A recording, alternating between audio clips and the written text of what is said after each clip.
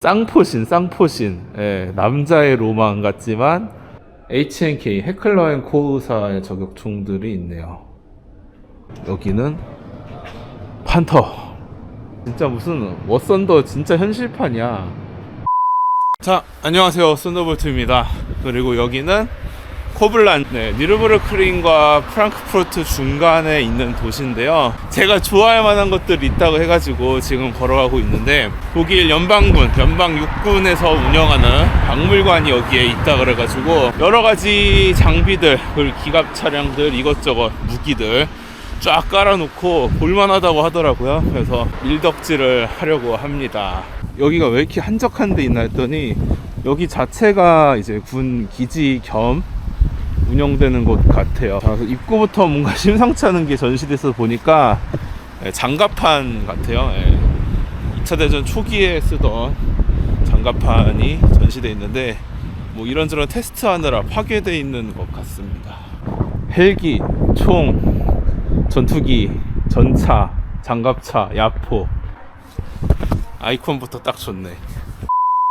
자, 들어왔습니다. 근데 왜 그런지는 모르겠는데 입장할 때 여권을 맡기고 가라고 하시네요. 희한하게도 들어오자마자 보이는 게 사건 사례집. 그래서 품질 불량이나 아니면 오작동으로 이렇게 발사하다가 포신이나 총열이 터져 있는 그런 모습들을 볼 수 있네요. 그래서 어떻게 터졌는지. 와, 이게 자주박격포, 칼. 이 포탄이 있네. 실제 그렇게 많이 쓰이지는 않은 건데, 그 바르샤바 봉기 때 진압하기 위해서 2차 대전 때 독일군이 이 자주박격포 칼로 바르샤바를 포격했던 일화가 있습니다. 이거 어마어마하죠. 이거 하나 터질 때마다 그냥 통째로 건물들이 날아갔다고 하는데, 자,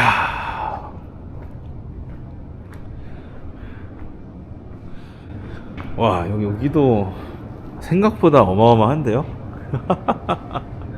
시작부터 보이는 게 레오파드 1을 반으로 갈라놨네요.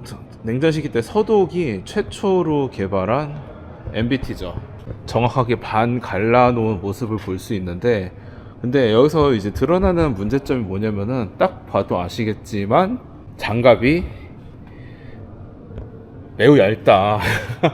이때는 거의 뭐 기관포 수준의 방어만 하는 정도의 방어력을 갖췄고요. 이게 왜냐면은 좀 핵만능주의가 이제 대두되면서 이 전차는 이제 방어력보다는 기동성을 살리는 방향으로, 어차피 핵 앞에 모든 게 공평하니까. 그리고 대전차 고폭탄이 발달하면서 이제 어지간한 장갑으로는 그거를 방어하기가 좀 쉽지가 않았습니다. 그러니까 과감하게 방어력을 포기하고 이제 기동성에 몰빵한 모습을 보여주는 게 바로 이 레오파드 1이죠. 현대전차의 아버지라고 불리는 르노 FT17이 영국의 마크 시리즈가 최초의 전차라면은 주포에다가 포탑 하나, 이 형태를 갖춘 현대적인 전차의 방향성을 제시한 모델이라고 볼 수 있네요. 그리고 이거 뭐 자주박격포 있고, 여기도 이제 자주포 있고, 여기는 판터 G형이 있습니다. 웅장하네, 웅장해. 자, 여기 있는 레오파드 1이랑 비교하면은 이 판터가 생각보다 좀 크죠? 저기 위쪽에 뭔가 이제 달려 있는데, 반피르라고 야간 투시경의 원조, 적외선 야간 투시경의 원조 같은 그런 물건이라고 볼 수 있습니다. 위용이 어마어마하죠. 저기 있는 레오파드가 현대 MBT의 이제 시초인 느낌이라면은, MBT의 그 개념을 제시했다고 볼 수 있는 차가 바로 이 판터라고 할 수 있겠네요.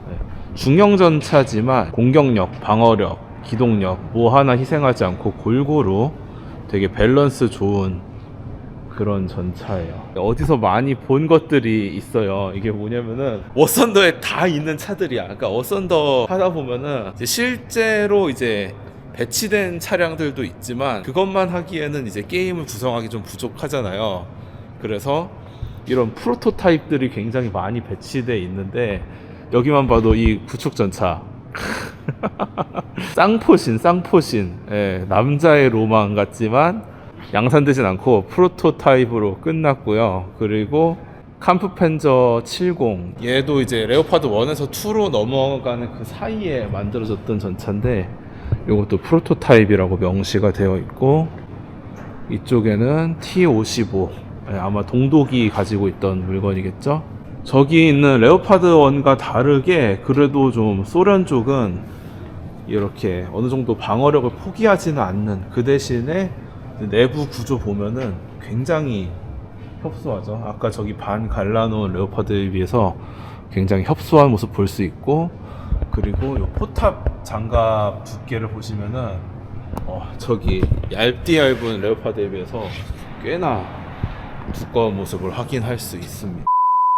여기는 T72를 스켈레톤으로 만들어 놨네요. 그래서 장갑을 제거하고 포탑과 이제 차체 내부 프레임 그대로 드러나게 되어 있고 마찬가지로 봐도 이 러시아 전차들은 이 사람이 타고 나면은 정말 몸을 낑겨서 타는 느낌.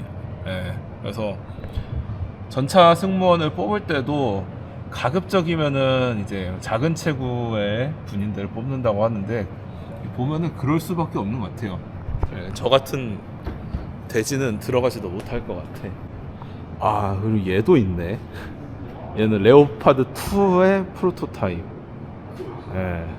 예, 라트캄프바겐 90이라고 이 차륜 장갑차 차체 레오파드 1의 포탑을 얹은 물건이에요. 얘도 뭐 양산은 아니고 프로토타입인데 잘 조합해가지고 이제 경전차 같은 느낌으로 만들려고 했는데 일명 퓨마라는 별명으로 유명하죠. 특이하게도 이게 정찰 장갑차다 보니까 기동성을 살리기 위해서 전진 속도랑 후진 속도랑 거의 같아요. 굳이 차체를 돌리느라 시간을 버리는 게 아니라 빠르게 후진하면서 내뺄 수 있는 그런 특징을 가지고 있고요.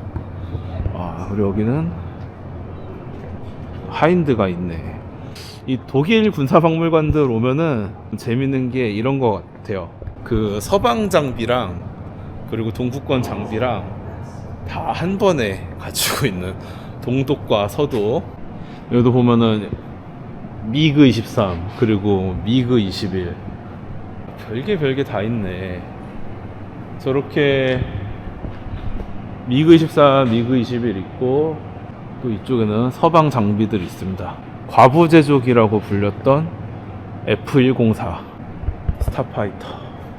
이게 비전투 손실이 굉장히 많기로 악명 높았던 전투기죠. 연필에다가 조그만 날개 붙여놓은 형태로 굉장히 길쭉한 동체에 비해서 저 날개를 전시하려고 잘라놓은 게 아니에요. 진짜 날개가 요거밖에 안 돼.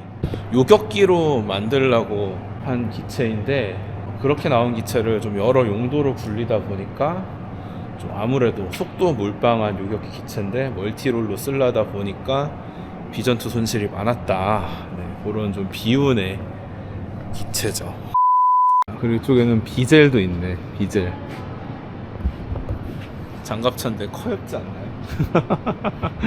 네, 커염은 장갑차. 진짜 무슨 워썬더 진짜 현실판이야.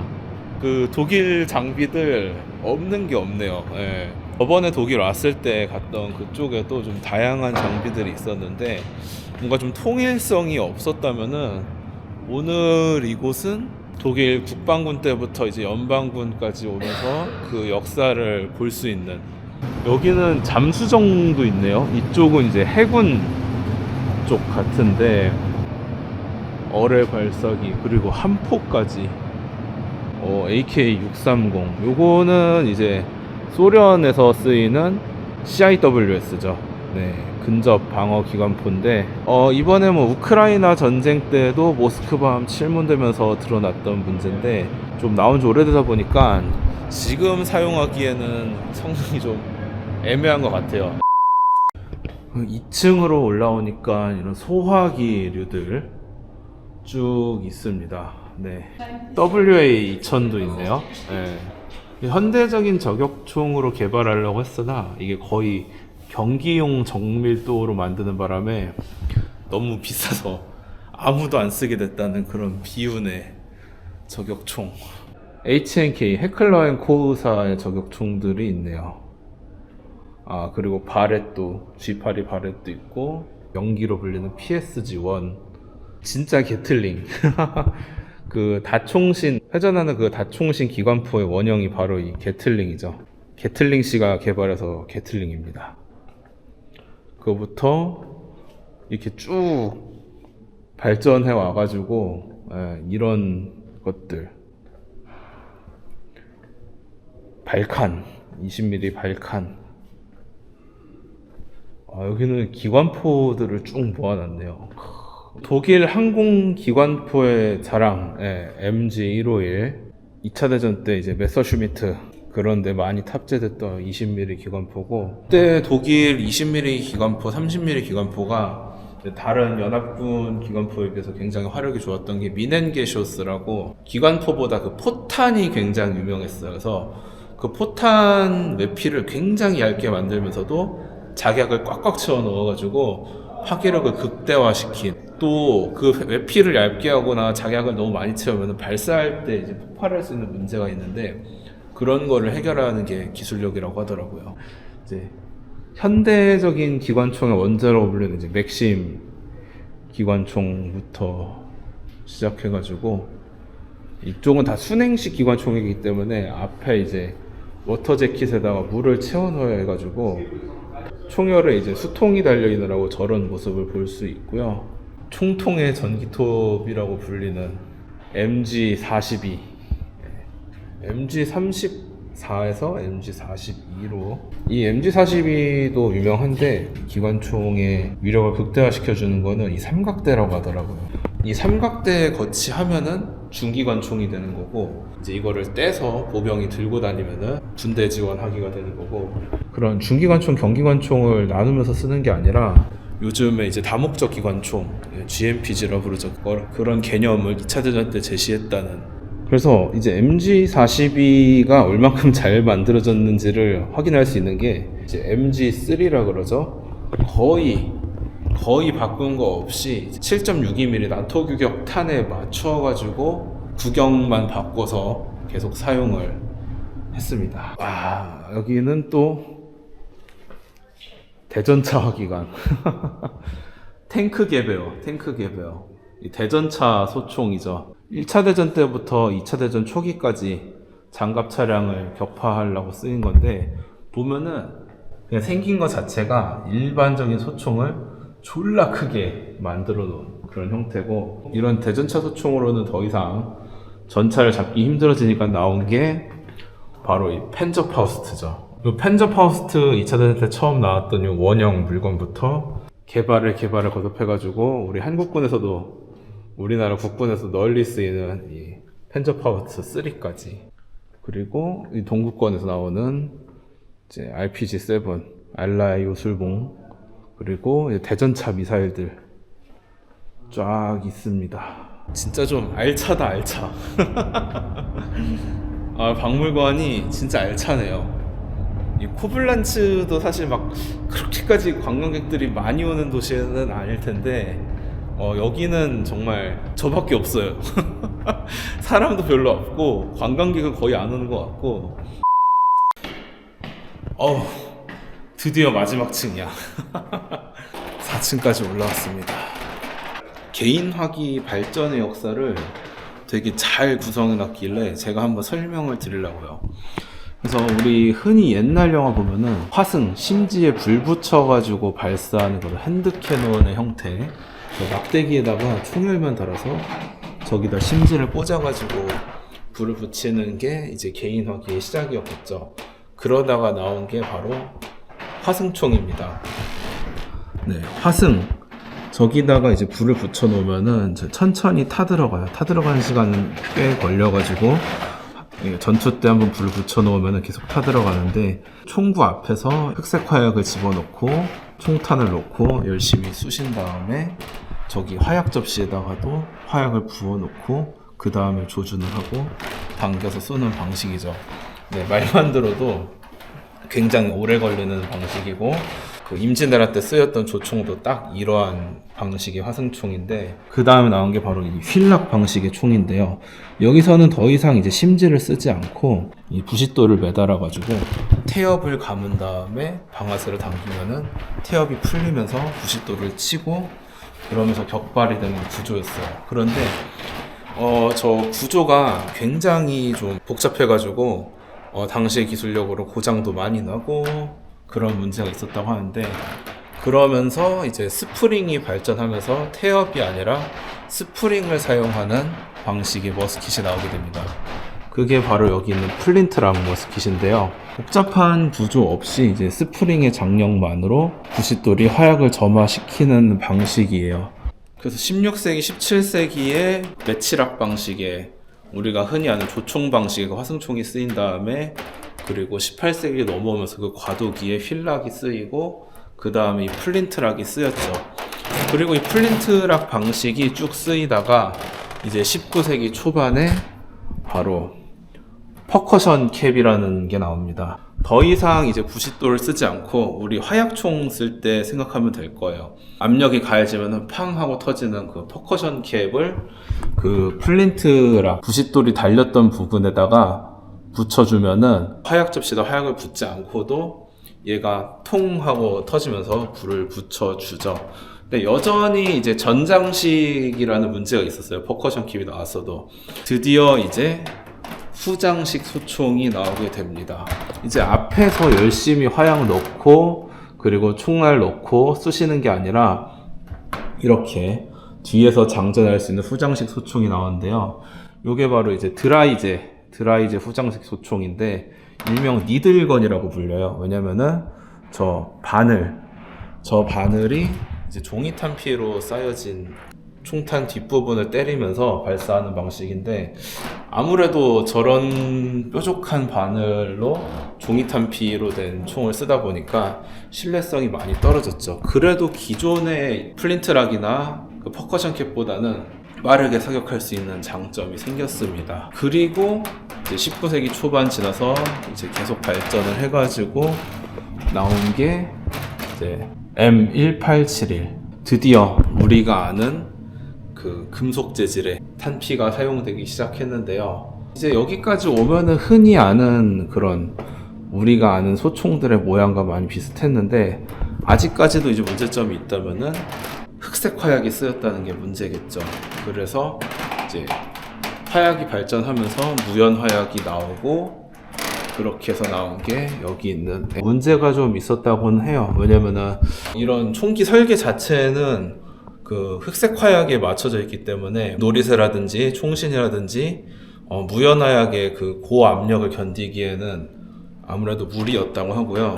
진짜 이제 최종적으로 현대적인 소총의 모습을 모두 갖춘 게 바로 이 개베어 M1898입니다. 우리가 아는 그 카98의 원형이에요. 그 카98에서 98이 M1898에서 따온 게 맞아요. 이거의 카라바이너, 네, 기병용, 단기병용 총이라는 의미가 바로 카98이거든요. 그래서 이제 여러 발 장전이 되고 후장식에다가 이 탄젠트식 가늠자까지 갖추면서 현대적인 소총의 원형이 되었죠.